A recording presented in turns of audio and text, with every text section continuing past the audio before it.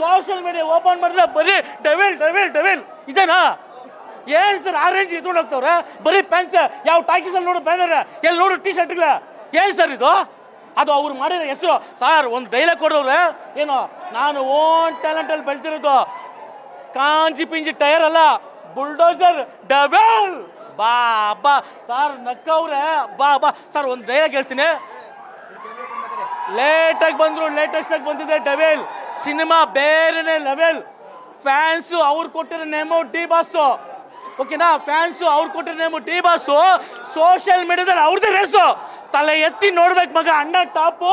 ಇಂಡಸ್ಟ್ರಿಯಲ್ಲಿ ಯಾರಿಗಿದೆ ಆ body shape? D boss cinema talkies ಬರ್ತಿದೆ ಅಂತಂದ್ರೆ ತೆಲುಗು ತಮಿಳ್ ಫಿಲಿಮ್ಗೆ ಡಿಸ್ಟೆನ್ಸ್ ತಗೊಳುತ್ತೆ. ಇದು ಚಾಲೆಂಜಿಂಗ್ ಸ್ಟಾರ್ ಚರಿತ್ರೆ. ಜನ ಸಿನಿಮಾ ನೋಡೋಕೆ ಟಾಕೀಸ್ ಬರ್ತಿಲ್ಲ ಅಂತಿದ್ದು ಜಮಾನ. ಬರ್ಕೋ ಮಗ, ಬಂದಿರೋದು ಬಾಕ್ಸ್ ಆಫೀಸ್ ಸುಲ್ತಾನ. 2010 ಒಳಗಿದ್ದು 100 ಡೇಸ್ ಓಡಿದ್ದು ಸಾರ್ತಿ. ಅಣ್ಣ ಈಚೆ ಬಂದರೆ ಎತ್ತಲೇಬೇಕು ಮಗ ಆರ್ತಿ, ಓಕೆನಾ? ಇಂಡಸ್ಟ್ರಿಗೆ ದಾಸ ಡಿ ಬಾಸ.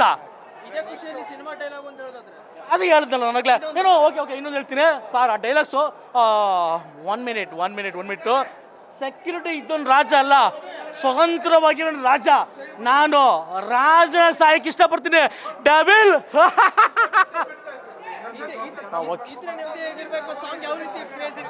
ಬಾ ಸರ್, ಸಾಂಗ್ ನೋಡ್ತಾ ಇರೋ ದೇವರಾಣಗೂ ಆ ಬರ್ದಿರೋಂಥ ಆ ಪದಗಳು, ಆ ಕೊರಿಯೋಗ್ರಫಿ, ಆ ಡ್ರೆಸ್ಸಿಂಗ್ನೆಸ್ಸು ಅಮ್ಮ ಸಖತ್ತಾಗಿದೆ sir. All the best devil. ಎಲ್ಲ ಬಂದು ಸಿನಿಮಾ ನೋಡ್ಬೋದು, ದಯವಿಟ್ಟು ಬನ್ನಿ.